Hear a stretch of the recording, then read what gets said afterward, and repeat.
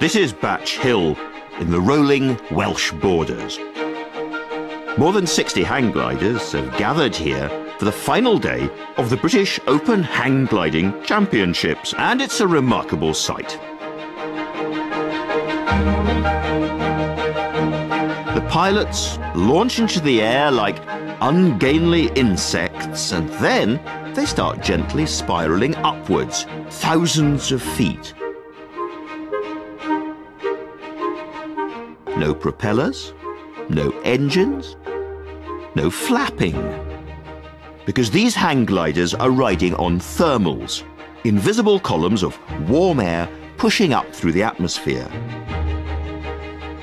But riding thermals is a skill that takes years to learn, and there's only room for one in a hang glider. So I'm going to be spirited up into the heavens in a paraglider, a kind of ground-to-air parachute, by Jockey Sanderson, one of Britain's great experts in powerless flight. You'll run forwards, and your feet, as long as you keep your feet on the ground, keep running. Yep. Your feet will get lighter and lighter. I have to do the running to get us going, do I? We both do the running, and we'll start soaring. Clip. So now you're in. Right. At first, I feel rather like a distressed chicken being prepared for the Sunday dinner. Okay, ready? 3, 2, 1. But then, suddenly, in the absence of feathers, I'm launched into the air. Hey! Wow! We're off!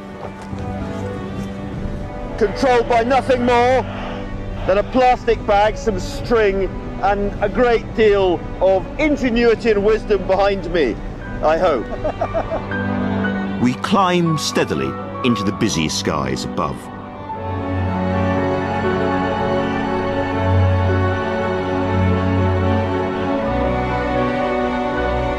We're completely surrounded by hang gliders. It's astonishing. It's like swimming through a shoal of fish at the moment. Jockey begins to show me how he can read the skies around us, searching out thermals to lift us higher. What are you looking for? What we're looking for is cumulus clouds. They mark the top of the column of air that's rising, because as the warm air rises, as it gets into cooler air, it condenses and forms a cloud. And each of these clouds is the top of an invisible column of air. That's warm correct, air. yeah. Jockey's also on the lookout for other creatures riding the same currents of warm air. There's a kite, so because he's going up, we're going to go over to him. He's not flapping, so if he can stay up, then we can generally. So we're going to glide over, and you can see he's right underneath the cumulus cloud.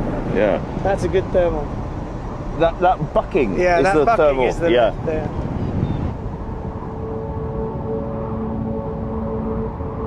This feels extraordinary, just in terms of how high up we are already. Yeah. But Jockey is using more than just his eyes to work out where the thermals might be. Sound also travels up in the thermal.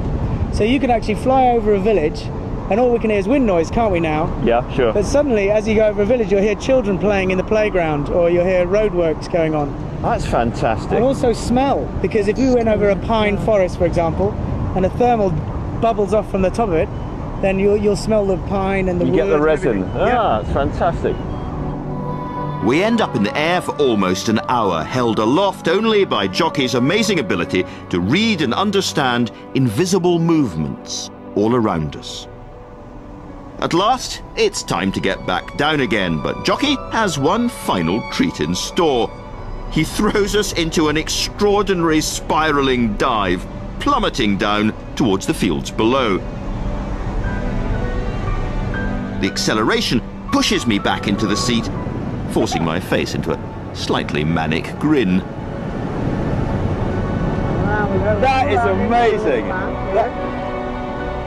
That's fantastic. It's a nice feeling, isn't it? Ah, it's wonderful. Jockey now has to find a field with preferably no cows, bulls or sheep to land in.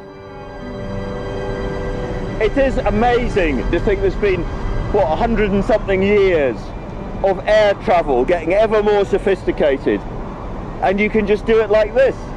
Absolutely extraordinary. And then we hit the ground. All in all, not the most graceful experience. Right.